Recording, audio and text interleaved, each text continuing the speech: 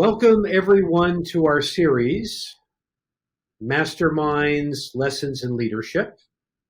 I'm joined by my co-host, Peter Linneman, where we discuss the intersection of strategy and leadership, which is at the vortex of what makes all great companies great. And we're very pleased to have with us today Sue Ansel, who is a friend and an industry colleague. She is president and CEO of Gables Residential. And Sue, before we start, if you could give our viewers a little bit of a backdrop on the company and maybe some of the awards the company's won and your leadership roles in the industry, that would be terrific. So welcome. Well, thank you very much. Appreciate the invitation and look forward to the conversation. It's great to be with both of you gentlemen, so thank you. As Bill said, Sue Ansel, the CEO of Gables Residential. Gables is a vertically integrated real estate owner, developer, manager of apartment, multifamily, and mixed-use communities around the United States. We own and manage on our own account and for third parties as well, so approximately 30,000 units under management. Gables has often been recognized in the industry as Development Company of the Year, Management Company of the Year, Employer of Choice. I serve currently as the immediate past chair of National Multifamily Housing Council and have been very proud of the opportunity to be involved in the industry and taking it to new heights. It's been a great time to be with Gables. I have been here a number of years, and it's a terrific organization, and welcome to everyone and look forward to the conversation. So thank you. Well, Sue, thank you for joining us. I think where I'd like to start is it's been a dramatic swing from whatever strategy you had at 2019 as the year was coming to an end to a year ago to today. So if you would talk to us how you have formulated and implemented and will implement strategies as that set of circumstances has evolved.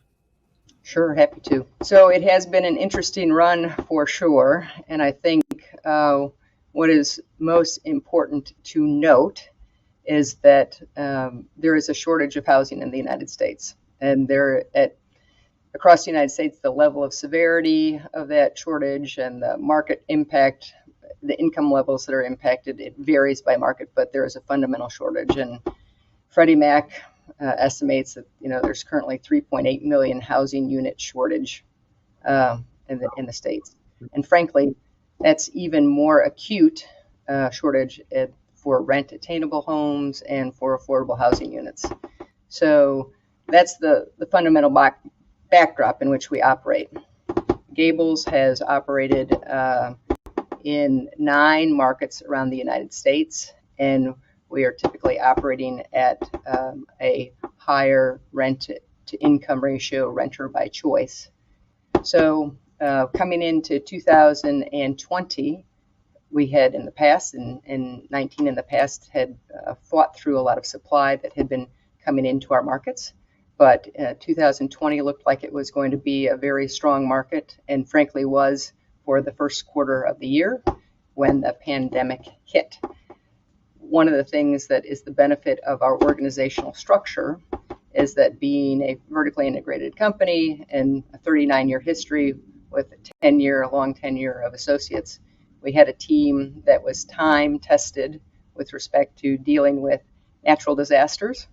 And so we were able to pull out the SOPs, if you will, for how to deal with difficulties and pivot quickly by looking at experiences that we have had in the past and recognize that this was a situation like anything we had seen in the past, and how do we address those issues. We were most concerned about the impact that it would have on our residents, so we worked carefully with NMHC and other organizations to say we need to think about our residents and our associates first and develop sets of policies and procedures to address that. And really couldn't be more proud of our organization as how we pivoted, frankly, on a daily, weekly basis as regulations and situations changed and occurred. And then recognized, really coming into September, after the first few months of the pandemic, that things were beginning to move to a more normal situation, and that how do we strategize as a company to address that, and again, take care of our residents, but do the right thing for investors. We saw that are atypical for this time of the year.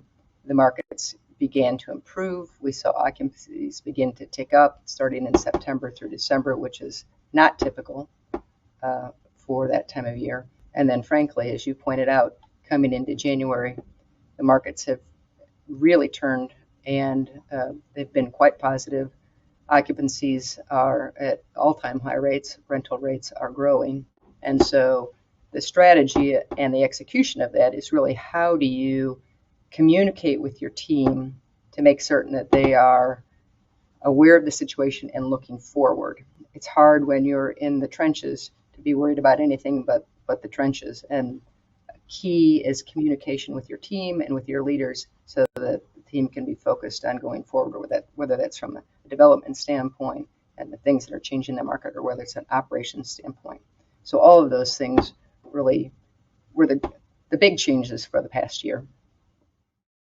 So, Sue, let's morph over to the concept of leadership for a minute. And I think Peter and I have discovered a number of interesting common attributes among the leaders that we've interviewed so far. But clearly the whole issue of culture seems to be at the top of a lot of people's minds, a lot of leaders' minds anyway. And correlation between a positive culture and performance. Tell us a little bit, if you would, about the culture that you've created at Gables. And then secondly, how important that's been to your success. Sure. Thanks, Bill. It's a great question, and culture plays a huge role in our organization. Gables is a 39-year-old company, and frankly, over that time, we have had several capital structures during the history. And as you both well know, there is well less than 6 degrees of separation in the real estate industry. We track our heritage back to Trammell Crow, and frankly, we've tried to retain many of the lessons that we've learned from that legacy, including the importance of having great local leadership, the significance of hiring self-starters, the value of hiring. One of Trammell's policies was hire nice people, but the value of hiring nice people, and really the priority of creating a meritocracy throughout the organization. In our current construct, we also recognize that we have a significant amount of capital invested in our fund that are pension fund dollars, and we realize the importance of delivering solid returns to our investors. So I would call it a purpose-driven mission to deliver great results to those who need it for a safe retirement. Over the years, we've been able to attract and retain great associates within the organization with a great deal of tenure. And when I think about it, I attribute this to the opportunity to work with other quality, like-minded individuals. I believe a good culture of employee empowerment plays an important role in creativity and problem solving. And that was really never more evident than recently in response to Winter Storm Uri, which for our organization was almost like having 3 simultaneous hurricanes in 3 of our major markets. And the importance of our culture on creativity and value creation and support systems, as well as the palpable energy that was infused by having the team back together, even if it was mask to mask, after a year of little physical interaction, really drove our ability to address issues and solve problems. The team had to be flexible, had to be adaptable, and frankly mobile in their approach to solving the challenges that were created by the extreme winter weather. And our associates from around the country and various disciplines across the company volunteered to travel to be support teams to those members who had the greatest needs. We were able to create solutions to problems that had not been required or used in the past. And frankly, our associates kept a very positive attitude while working through quite difficult circumstances. They knew from past experiences that in times of need, their fellow associates had embraced them, and as team members, they were happy to be able to assist. To accomplish this, Gables has crafted tools that help us identify cultural fits during the recruitment process. You can train skills, you can learn experiences, but it's really unlikely that you can teach culture. So we've found it important to prioritize that in the recruitment efforts. And if you think about it, until this past year, we have all spent far more time with our fellow associates than we have even with our family members. And for a good culture, it's valuable that we respect each other and have a shared vision of what's important. So to accomplish this, Gables has tried to create opportunities for our associates to build bonds outside of their direct reporting or departmental relationships through cross-functional leadership training programs that are conducted outside of the office environment. We've done it through community engagement activities. We've done it through reversing role opportunities and by sharing outside life interests. One example that I would point to on this is we study leadership skills by looking at the traits of the generals who were leading the charges at the Battle of Gettysburg while visiting the battlegrounds. And we've learned about their successes and failures of their command and what some of the attributes were that caused that. And then we've taken that information and taken those lessons and applied them to our own individual styles to help enhance not only our leadership skills, but our company culture. I'd say by and large, we employ a group of competitive people. They're demonstrated winners or leaders in their specific areas of interest, but they buy into the vision and mission of the company and want to execute. But we also recognize the importance of a full life outside of work and believe the importance of time away from the office enhances creativity and ideation. So to facilitate that, several years ago, many years ago actually now, we created a sabbatical program. And in our sabbatical program, for associates who've been with the company 10 years, you're able to take a 6-week paid sabbatical with no contact to the organization. All associates in the company are eligible, from housekeepers to senior leaders. Over a third of our current associates have taken a sabbatical, and almost 15% have taken more than one sabbatical. And this has been really a terrific retention tool. We've also recognized the importance of being great corporate citizens and how much value our associates place on giving back to those with greater needs in their communities. We initiated this effort in 2000, and since that time as an organization, we have contributed over 147,000 volunteer hours and raised approximately $1.7 million of goods and services and can contribute those to the local neighborhood efforts. And frankly, it's my favorite day of the year, and I think it is for many of our associates, just to recognize our good fortune and be able to give back to our communities. We've also really focused on the wellness of our associates and their families, and we've developed some creative training programs to educate our teams on the importance of physical, mental, and financial health, and created support systems for that. We've been recognized as an employment leader with these practices by not only the insurance industry, but the financial planning industry. And I think by witnessing and being a part of an organization that emphasizes all of these values and then frankly lives the words that we speak, we are able to develop a great culture and keep a great team in place. So, Sue, let me pick up on strategy to implementation issue.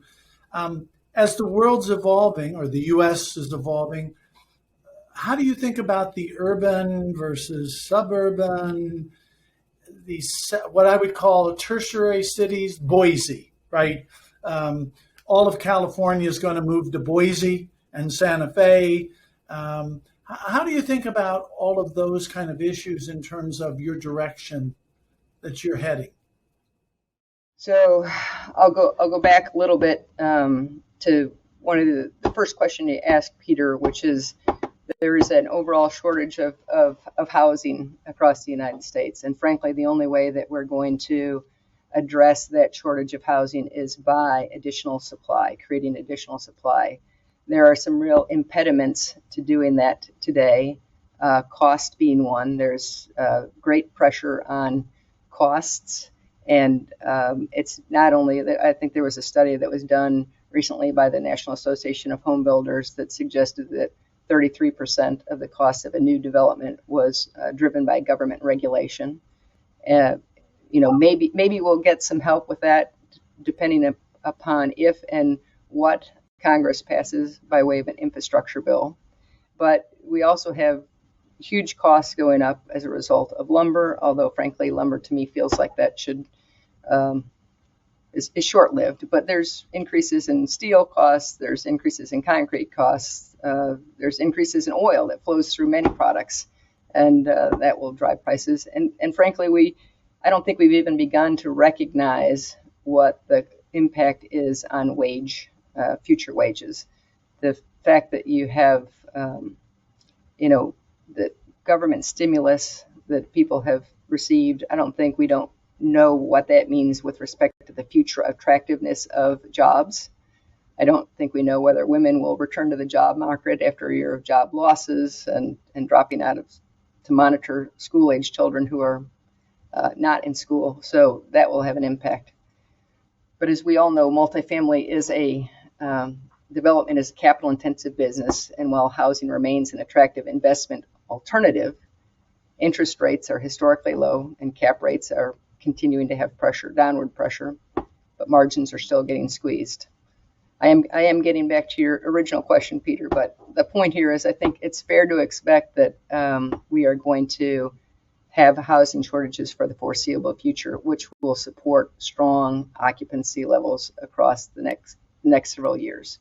So now to your question about where is the demand, right? So that's the supply side of multifamily, but where is demand? And without a doubt, we saw in 2020 there was a pandemic response, especially an exodus from highly dense major urban markets, especially those that heavily rely on mass transportation. When I think about it, I think most of that exodus falls into two buckets. I would call the first bucket the younger generation, the renter who moved home with their parents in the suburban markets to reduce cost. And that's just unsustainable over the long run. Younger renters are not going to be happy there. And then we had older renters moving out to buy homes or rent in locations with more space. And so the two of those things, frankly, caused a significant dip in nationwide occupancy levels. But as we said, they're a substantial rebound in the first quarter of 2021. And we're already beginning to see young renters move back into cities because it's too boring to live in the suburbs. But interestingly enough, they're taking advantage of a reduction in rents, and they're renting better apartments, whatever better apartments might be. That might be a larger unit or a more amenitized building or a better located apartment, but they're coming back in droves. The other thing that we've seen as a result of the pandemic, and frankly we were beginning to see before the pandemic, was the trend of the oldest millennials beginning to move out of the urban cores. And many of those young adults are just really reaching the typical life stage of being a first-time home buyer. As a reminder, they had previously delayed getting married and starting to have a family. So as this cohort continues to grow, I think we will see more of them become home buyers. But interestingly enough, I think they will be facing competing issues as well. They're going to be attracted to homeownership by these historically low interest rates are in place, but they're going to be impeded by the fact that home prices are moving up quickly, and there's an extremely low level of single-family homes that are even in the market today. So perhaps they become single-family renters. The data I've seen to date indicates that most single-family renters are not moving out of multifamily homes, but are really coming from other single-family homes where they're rented or owned. Bottom line is, as this cohort moves out of the urban core, the data reflects that the headcounts of younger millennials and Gen Z is relatively stable. And over the next few years, I think while the older millennials are moving out, the younger cohort will become our typical renter demographic. Younger people, as we've talked about, are just attracted to a more vibrant scene that's provided in many suburban locations. And I think that's hard to get in a non-live, work, play community. And while some of those non-live, work, play communities are being developed outside of urban cores today, most are still in cities. And I think, you will continue to see younger adults attracted to the city primarily because there's attractive lower rental rates. There's been a huge movement of young adults moving from Brooklyn into Manhattan, right? Again, taking advantage of that better real estate. I think we're also seeing in our industry the impact of the work from home, which is really, Boise now instead of maybe New York City. And frankly, this is also just an acceleration of the trends that were already underway. the ability to work from home from a housing standpoint, to me, seems to be more impactful for the older, more established renter who can afford to buy a home and is not as interested in that nightlife. And while for a younger generation, they may want to live out in the woods of Colorado, I think they are still primarily going to be a renter. I'm not sure they're going to be home buyers. Counterintuitively, the impact of the work from home on commutes are going to reduce commute times and make it more palatable to put up with the future.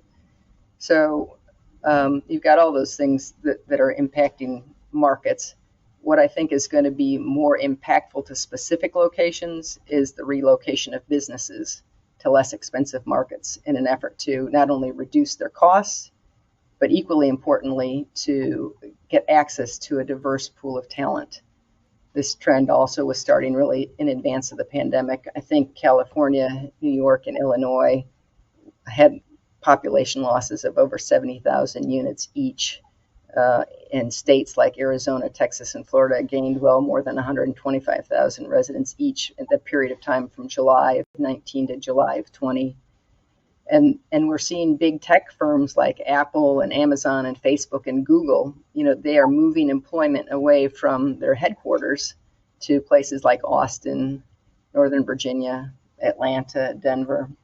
So with respect to how we are strategizing through this, we think there is enhanced attractiveness in lower cost communities or lower cost locations, primarily in the Sun Belt and some more Western locations.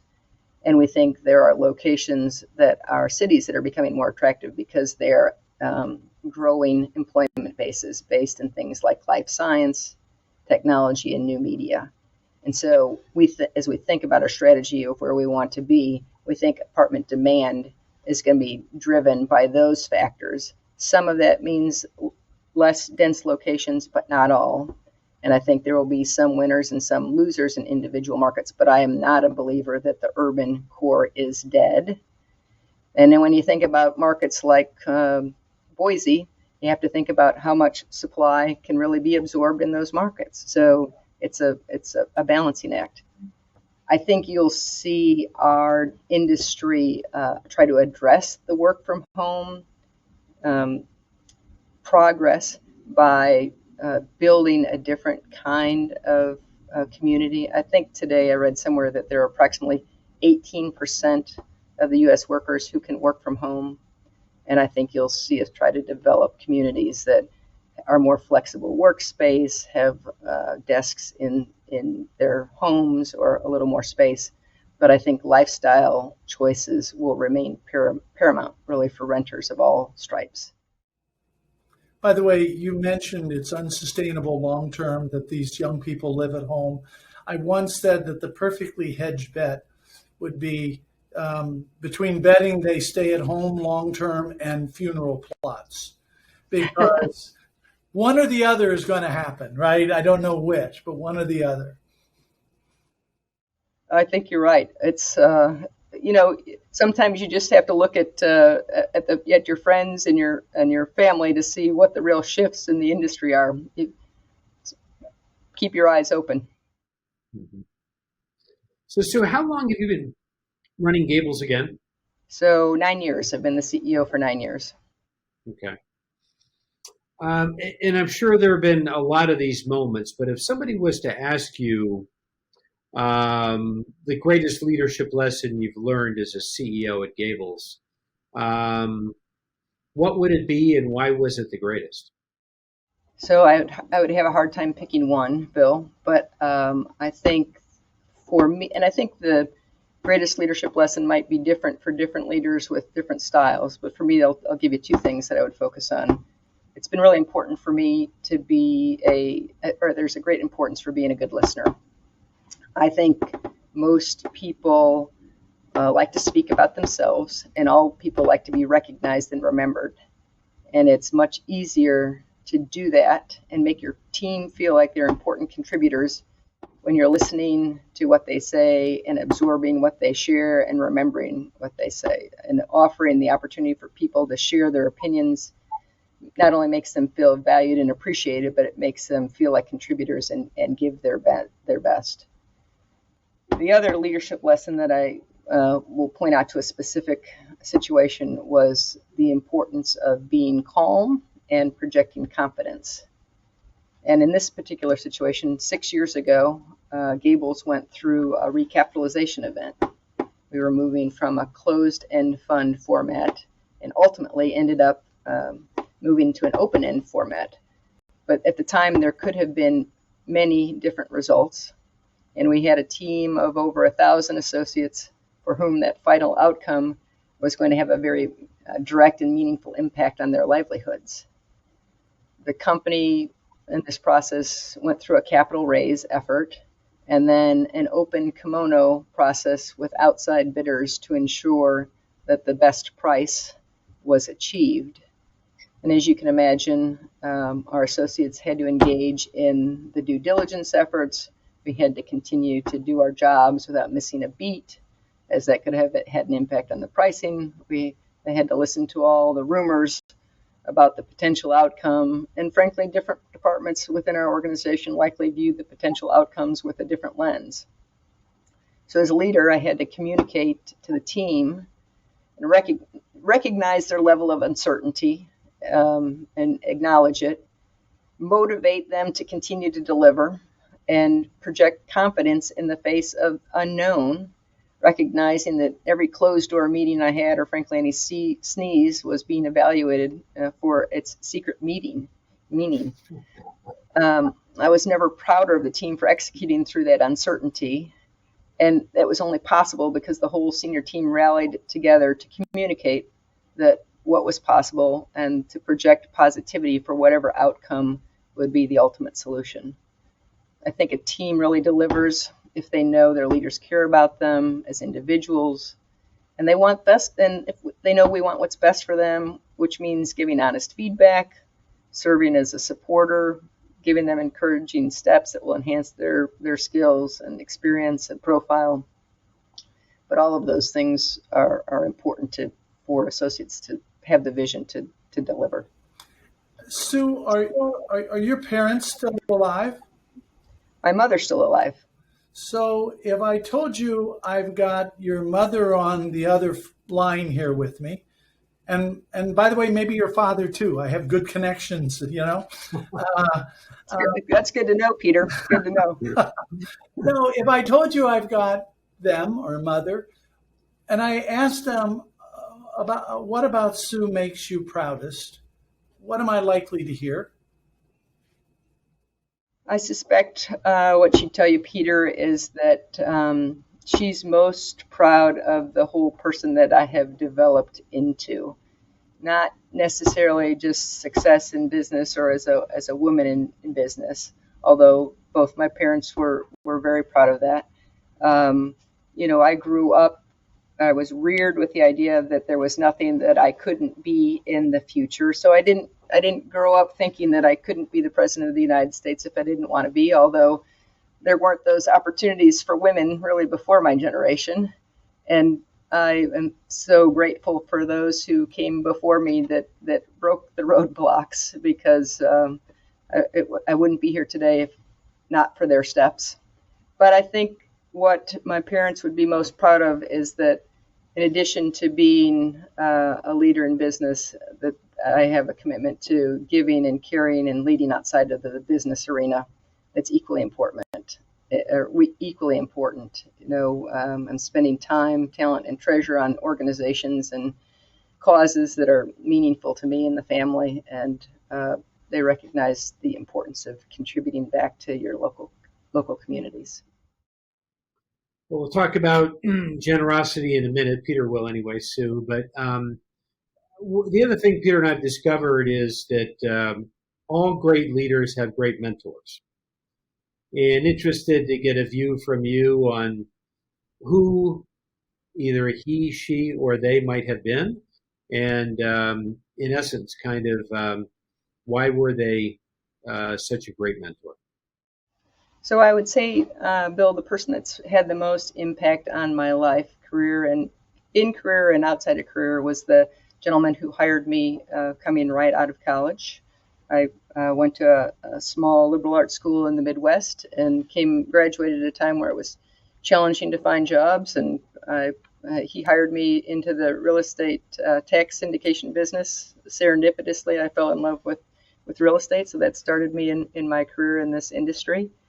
But I would tell you, in the period of time that I worked for him, the things that I learned, or things I still take away from him, are the importance of a positive attitude. He was always positive, and it allows you to accomplish otherwise difficult things that would be unachievable, but maintaining that positive outlook. I learned through that organization, the tax shelter business became quite challenging in the mid 80s. And I learned from that process that failures are not terminal, but only a setback and a stepping stone to future success.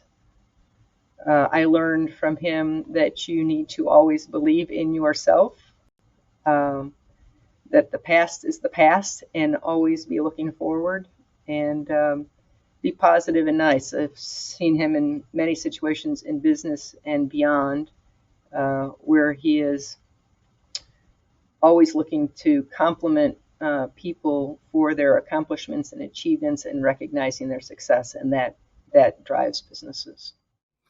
Sue, my last question is, you mentioned the firm's philanthropy, the firm's community commitment, and Bill has behind him a sign that mentions generosity, reminds him every day. Could you just expand a little on how generosity, for lack of a better word, of time, of spirit, of resources, fits into your personal view and the company view? Yes, Peter, happy to answer that question. I feel so fortunate for the circumstances in which I find myself today. I've been blessed. My family's been blessed. Our organization has been blessed, and frankly, I've always viewed it as incumbent on me to give back as a result of that good fortune.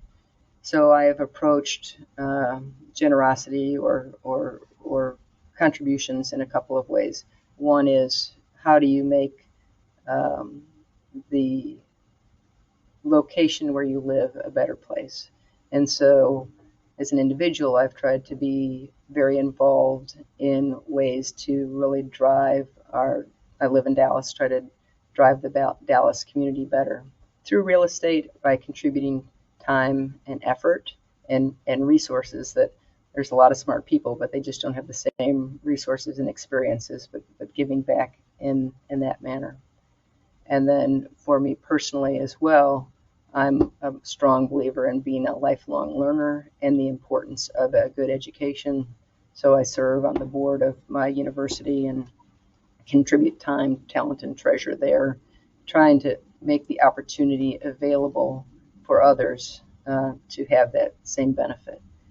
As I mentioned earlier, it has been an important part of the Gables culture as well, because being a good corporate citizen not only is the right thing to do, but it makes good business sense. And as I mentioned, our associates also feel fortunate to have the circumstances that they have a good job, a great organization, a livelihood. And so if we're able as a team to contribute back to our local communities, it's frankly the most meaningful day of the year for most of us. And so we work as an organization really all year long to figure out how we can best accomplish that in the markets in which we operate. By the way, do you want to give a shout out to your alma mater? Happy to. DePaul University, Greencastle, Indiana. Not the DePaul in Chicago, but the DePaul in Greencastle. With a W. A friend of mine is an alum from there. Bill, I'll let you take it home from here with the last question. Well, thank you, Peter. And DePauw's a great university. Very proud to have that in the Midwest, for sure. So let's fast forward, and you're at your retirement dinner, and around one table is the next generation of your leaders at Gables. And you've had a great career, and you want to impart one word of wisdom to the next generation that's taking over the business, what would you tell them? You keep hitting me with these one word, one question, one solution answers. I can't limit it to that, Bill. But if I were to say what is the most important thing, well, in my career, what has been most important is to take a what I would call a path less traveled, and that is, I think I sit in the seat that I am today because I was committed to learning. I would do a particular job responsibility, and when I felt like I had learned that all I could in that I would look to take on additional responsibilities. And so by the time I became the CEO of Gables, I had worked in or with every department within the organization, with the exception of accounting. And so when the seat came open, I was the most logical person. That meant along the way, there was no ladder of promotion. I took lateral moves just so I could continue to learn. That made me more skilled, more valuable to the organization, and frankly, more valuable to myself. So if it's one word, I would say be a lifelong learner for the younger group. But I think equally important, because I won't limit it to just one, is I think young leaders need to be involved in the industry. I think they need to give back. You will develop relationships that will drive you forward. You will learn things that you would not otherwise have known. You will have experiences that you could not otherwise have expected because of developing those relationships of collaboration. I find the multifamily industry to be quite collaborative. And while we're all striving to outdo each other, we're also driving the industry forward by building a better rocket ship upon which we all are shooting towards the stars. So those would be the things that I think are most important. And then from a personal standpoint, I would tell people to travel and see the world. I think by experiencing different cultures and seeing different parts of the world, it will, one, make you thankful for all the good fortune that we have being U.S. citizens, but it will also give you opportunities to see experiences that you want to strive for and make improvements to or drive to new levels. So I would give those 3 words of advice. By the way, Sue, you know this and Bill does, but for the benefit of our viewers, you mentioned the 39-year history of Gables. And its wonderful culture. And you described the culture I knew. I had the pleasure for about 6 years to be part of that history as a public board member. And I think you really well described the culture I knew then, and as I understand continues. So I'm proud to have that be a small part of that culture or history. Well, we thank you for your service, Peter. It was very important. You were there at a very critical turning point for us when we went from being a Trammell Crow company to being to a publicly traded company in the formation in those early years. And we continue to draw a lot of direction and success from the decisions that were made at the time. So thank you for that. Well, thank you. Those contributions. Well, Sue, this has been great. Thank you so much for joining us. It's been both heartfelt and thoughtful, and we find that's a great combination of leaders. So congratulations on your success to date and your success going forward. So very much appreciate the time and the insights. I enjoyed the discussion. Thank you very much. Appreciate it. Thank you.